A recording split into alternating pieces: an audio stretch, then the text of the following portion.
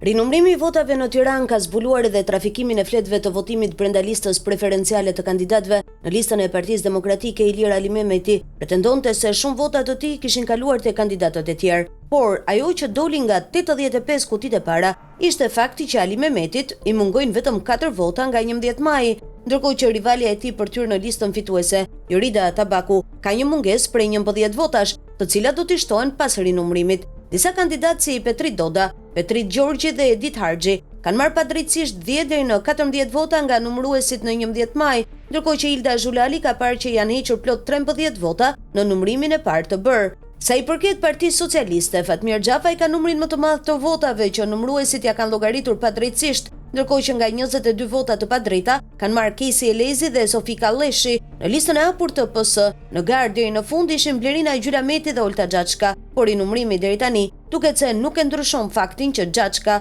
vion të mbajë mandatin e deputetes. Ish-ministra ka marrë vetëm 1 vot më shumë në proces verbal nga sa kishte në kuti, ndërsa Gjyrametit i mungojnë 2 vota. Procesi i rinumrimit po zhvillohet në Pallatin e Sportit Faria Hoti. Për qarkun më të madh në vend, atë të Tiranës, do të rihapen në total 1282 kuti votimi për subjektet politike dhe kandidatët. Procesi në kryeqytet pritet të zgjasë rreth 10 ditë. Pas përfundimit të kësaj faze do të fillojë rinumrimi në qarkun e Fierit me 587 kuti, e më pas në Durrës ku do të shqyrtohen 360 kuti votimi, përfshirë 85 kuti që vijnë nga diaspora.